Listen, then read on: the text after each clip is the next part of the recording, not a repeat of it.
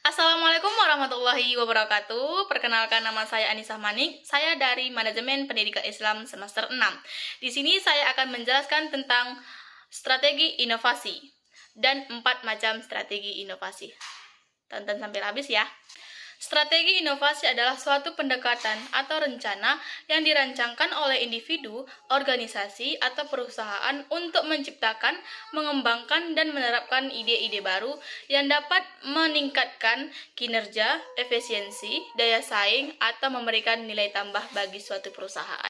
Strategi inovasi menurut Gary Hamel pada tahun 2006 yaitu cara untuk menciptakan masa depan dan tidak hanya untuk bertahan dalam persaingan, melainkan juga untuk mengubah peraturan permainan dalam perusahaan ataupun industri. Tujuan dari strategi inovasi ada 5. Yang pertama itu menghasilkan produk atau layanan baru yang unggul. Yang kedua itu meningkatkan efisiensi operasional. Yang ketiga itu memenuhi kebutuhan pasar yang terus berubah. Yang keempat itu meningkatkan kepuasan pelanggan. Yang kelima, menciptakan nilai tambah dan keunggulan kompetitif. Ada 4 macam strategi inovasi. Yang pertama itu strategi fasilitatif. Strategi fasilitatif adalah pendekatan yang digunakan untuk mendorong, membimbing, dan memberdayakan individu atau kelompok agar mampu mengembangkan potensi, mengambil keputusan, dan menyelesaikan masalah secara mandiri melalui proses partisipatif dan kolaboratif. Adapun contoh dari strategi fasilitatif ini, contohnya gini, orang tua ingin anaknya belajar mandiri dan memilih kegiatan ekstrakurikuler. Strategi yang digunakan orang tua itu, orang tua tidak langsung menentukan pilihan, akan tetapi berdiskusi dengan anak, menanyakan minat dan bakatnya di mana, lalu bersama-sama mengevaluasi pilihan yang tersedia. Hasilnya, anak akan merasa lebih dihargai dan bertanggung jawab atas pilihannya. Yang kedua itu strategi pendidikan. Strategi pendidikan adalah rencana menyeluruh dan terarah yang disusun untuk mencapai tujuan melalui pendekatan, metode, teknik, dan sumber daya yang tepat.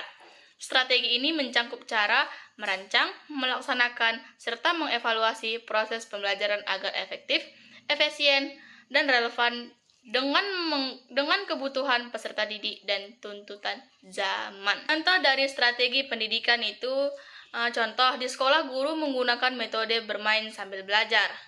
Contohnya itu, guru matematika mengajarkan konsep pengukuran panjang dengan membawa siswa ke lapangan dan mengukur benda nyata. Manfaatnya, siswa lebih mudah memahami materi dan langsung melihat secara nyata. Yang ketiga, strategi bujukan. Strategi bujukan adalah pendekatan atau cara yang digunakan untuk memengaruhi seseorang secara halus agar menerima ide, melakukan sesuatu, atau merubah sikap tanpa memaksa. Strategi ini biasanya digunakan dalam komunikasi interpersonal, pendidikan, pemasaran, bahkan dalam kehidupan sehari-hari. Contoh dari strategi bujukan yaitu kita ambil dalam dunia pemasarannya, contohnya kayak gini nih. Coba kamu pakai parfum ini, kamu akan lebih percaya diri dan wangi seharian. Strategi yang digunakan dalam pemasaran ini yaitu membujuk lewat emosi dan citra diri. Yang keempat itu strategi paksaan. Strategi paksaan adalah pendekatan atau cara yang digunakan untuk memengaruhi atau mengarahkan perilaku seseorang dengan tekanan, ancaman, atau konsekuensi tertentu agar orang tersebut mau melakukan sesuatu meskipun mungkin itu bukan atas kehendaknya sendiri. Contoh dari strategi paksaan. Contohnya yang kita ambil dalam kehidupan sehari ya.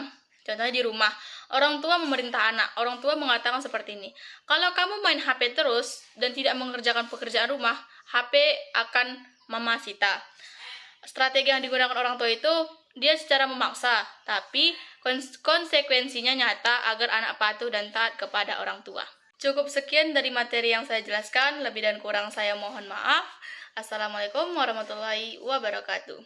Dadah!